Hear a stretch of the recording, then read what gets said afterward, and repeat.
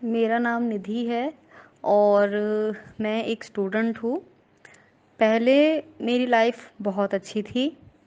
मतलब ठीक है, हर किसी के ज़िंदगी में दुख होता है और जैसे हम इस जीवन को जीते हैं तो जीवन के साथ दुख आता ही आता है, तो वो हम डिनाई नहीं कर सकते। पर हाँ, हम हिम्मत रख सकते हैं कि हम हारे ना उस दुख से। पहले मेरी लाइफ अच्छी थी, मैं ज़्यादा सोचती नहीं थी, इतना मुझे दुख से फ़र्क नहीं पड़ता था। किसी ने कुछ कहा मैं ज़्यादा ध्यान नहीं देती थी। मैं अपने आप को फ़र्क नहीं पड़ने देती थी। मैंने सब कुछ भगवान के ऊपर छोड़ रखा था, जिन्हें भी मैं मानती हूँ। मैं शेरावाली माता को बहुत मानती हूँ, मैं काली माता को बहुत मानती हूँ। तो जो भी कुछ है उन्होंने ही मुझे बचाया। उसके बाद मैंने कुछ जैसे बाहर निकलना चालू किया, कॉलेज जाना चालू किया, तो अलग-अलग दोस्त मिले, अलग-अलग लोग मिले। तो उनके साथ रहते-रहते थोड़ी-सी नेगेटिव एनर्जीज़ उनकी मुझे ट्रांसफ़र होने लग गई, या फिर ये कह लीजिए कि मेरी जो नेगेटिव एनर्जीज़ हैं, वो मेरी पॉज़िटिव एनर्जीज़ पे हेवी पड़ने लगी थी। लड़ाई होना, गुस्सा होना, और जिस वजह से मेरी घर में भी एटीट्यूड ऐसे ही बन गया था। मतलब मैं डोमिनेटिंग नेचर की होने लग गई थी। तो पिछले 3-4 साल से मेरी बहुत दिक्कत हो गई थी ये।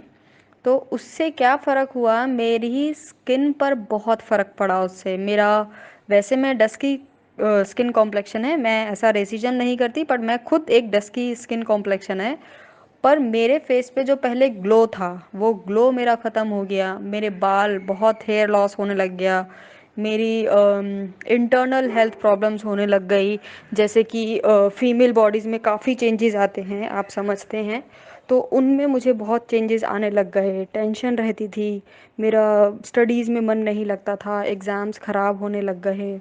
और जो मेरा रिलेशन था उसमें लड़ाई होने लग गई, क्योंकि मैं उन्हें डोमिनेट करने लग गई थी। तो इस वजह से मेरा मैस्कुलिन पावर ज़्यादा बढ़ता जा रहा था, जिस वजह से हमारी लड़ाई होती थी। और फाइनली एक टाइम पे आकर वो इतना ज़्यादा बढ़ गया कि हमें फाइनली सेपरेशन मोड में ही आना पड़ गया। लेकिन फिर मैंने धीरे धीरे, जब मैं सेपरेशन मोड पर आई, मैंने सेल्फ रियलाइजेशन किया कि मैं क्या थी और मैं क्या बन चुकी हूँ। तो उसके बाद एक दिन मैं ऐसे ही बैठी और माता के आगे हाथ जोड़े और बहुत रोई। मतलब आधा घंटा, 1 घंटा मैं बहुत रोई, बहुत रोई। उनसे माफ़ी मांगी कि उन्होंने मुझे जैसा बना के भेजा था, मैं बिल्कुल ऑपोजिट हो गई हूँ। मैंने उन्हें लेट डाउन किया है, जो मुझे नहीं करना चाहिए था। उनसे मैंने प्रे किया कि प्लीज़ मुझे ठीक करें, मेरी हेल्प करें, जैसा आप बनाना चाहती हैं मुझे वैसा बनाएं। उसके बाद उस दिन से मेरे अंदर धीरे धीरे चेंजेस आने चालू हुए। उसके बाद पता नहीं कैसे मुझे रेकी के बारे में पता लग गया। मैंने ऑल्दो मुझे बहुत ऑफ़र मिला था, मेरे रिलेटिव्स हैं कुछ जो रेकी के बारे में जानते हैं, पर मेरी पर्टिकुलर जो फैमिली है, जो मेरे मॉम डैड हैं, वो इस पे बिलीव नहीं करते थे। पता नहीं कैसे मेरा रास्ता खुला। मैं इसको यही मानती हूँ कि माता की ही ब्लेसिंग है कि उन्होंने मुझे इस रास्ते में डाला। मुझे रेकी के बारे में पता चला, मैंने रेकी का कोर्स सीखा, एंजल थेरेपी सीखी। फिर धीरे धीरे जब मैं इसमें आई तो मुझे मैनिफेस्टेशन जैसी कुछ चीज़ पता चली जो मुझे कभी नहीं पता थी। तो तब मैंने मैनिफेस्टेशन का जब सुना, फिर धीरे धीरे मैंने टैरोज़ सुनने चालू करे। पता नहीं कैसे मेरा अपने आप इंटरेस्ट डेवलप हुआ, उसमें मेरा रास्ता अपने आप मुड़ा। तो उसके बाद मैंने धीरे धीरे मैनिफेस्टेशन चालू किया और मैंने एक चीज़ स्टार्ट करी कि मुझे जो भी प्रॉब्लम होती थी या मुझे जो भी चाहिए होता था, सिर्फ मैं ये देखती थी, अपने मेडिटेशन करके मन से पूछती थी क्या जो मैं मांग रही हूँ उससे किसी को नुकसान पहुँचेगा। अगर किसी को नुकसान पहुँचेगा तो मुझे उसमें क्या करना चाहिए। मैं सिर्फ उनको एक पेपर पे लिख कर, सिर्फ और सिर्फ भगवान के आगे रख कर, रेकी माता से प्रार्थना करके, कॉस्मोस से प्रार्थना करके, और सिर्फ मेडिटेशन करती थी। और सिर्फ ये विजुअलाइज करती थी कि जो मेरी विश मैं मांग रही हूँ वो भगवान तक जा रही है और भगवान उसे करने में मेरी हेल्प कर रहे हैं।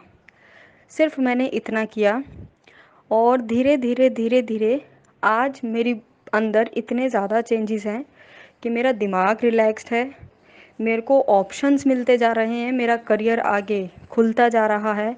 मैंने लॉकडाउन में ही इतने सारे कोर्स कर लिए जिनसे मेरा रास्ता आगे बहुत इजी हो जाएगा, क्योंकि पहले मेरा दिमाग बिल्कुल पढ़ाई से हट चुका था। अब मेरा माइंड इतना पीसफुल है कि अब मेरी बॉडी में बहुत फ़र्क है। मेरा ईटिंग हैबिट्स कंट्रोल हो गई हैं।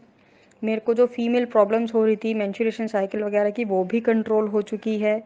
मेरा हेयर ग्रोथ अच्छा हो रहा है, मेरी स्किन अच्छी होती जा रही है। एंड बेस्ट पार्ट ये है कि मेरा फेथ वापस से डेवलप हो चुका है, जो कभी अपने ईगो के चलते मैं भटक गई थी। तो मैं आपको ये सजेस्ट करूँगी कि अगर किसी के भी साथ ऐसी प्रॉब्लम हो रही है तो आप सब कुछ भगवान पे छोड़ दीजिए, अपनी सारी टेंशन उन पर छोड़ दीजिए, क्योंकि उन्होंने ही हमें धरती पे उतारा है। जब उन्होंने हमें जन्म दिया है तो हमारी बेहतरी भी वही जानते हैं, और वो बहुत अच्छे से जानते हैं कि हमारे लिए क्या अच्छा है, क्या बुरा है। ऑल्दो मेरा पार्टनर मेरे पास अभी नहीं आया है, पर मैंने सरेंडर कर दिया है और मुझे विश्वास है वो पक्का आएगा, क्योंकि हम दोनों, जो मैंने सुरभि मैम की वीडियोस में भी समझा है और उसके बाद ही मैंने एग्जैक्टली ये सब पढ़ना चालू करा है, सोलमेट ट्विन फ्लेम्स। तो हमारा एक्चुअली कनेक्शन क्या है, ट्विन फ्लेम का है। तो मैं उसे ब्लेम नहीं करती इस चीज़ के लिए। हम मिलते हैं, बिछड़ते हैं, पर हाँ, जब भी कुछ प्रॉब्लम आपके साथ हो रही है तो आप ये सोचकर हिम्मत ना हारे कि आपके साथ इतना बुरा क्यों हो रहा है। आप ये सोच के खुश हों कि हमारे साथ इतना पेन हो रहा है, तो इसके बाद जो हमारा ट्रांसफॉर्मेशन होगा और जो अबंडेंस हमें मिलेगी वो कितनी अच्छी होगी, और हम उसे संभाल भी नहीं पाएंगे, इतनी ज़्यादा होगी। क्योंकि जितना पेन अगर भगवान आपको दे रहा है तो उतना ही वो आपको खुशियाँ देते हैं। क्योंकि अगर आप एक एग्ज़ाम्पल लें किसी मदर का, किसी भी फीमेल का, वो इस दुनिया में जीवन लाती हैं, तो आप ये सोचिए उन्हें कितना पेन होता होगा। किसी का क्यों, आप अपनी मॉम का ही ले लीजिए, उन्होंने हमारे लिए कितना कितना पेन सहा होगा जब हमको लाए होंगे, और हमें लाने के बाद जो उन्हें खुशी हुई होगी, कभी पूछ के देखिएगा। मेरी मॉम को तो बहुत खुशी होती है। बाकी मैं तो यही आपको रिक्वेस्ट करूँगी और सजेस्ट करूँगी कि प्लीज़ सब कुछ भगवान पे छोड़ दीजिए।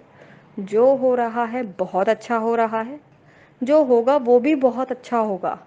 अगर दुख है तो सुख भी आएगा, सिर्फ आपकी ट्रांसफॉर्मेशन हो रही है।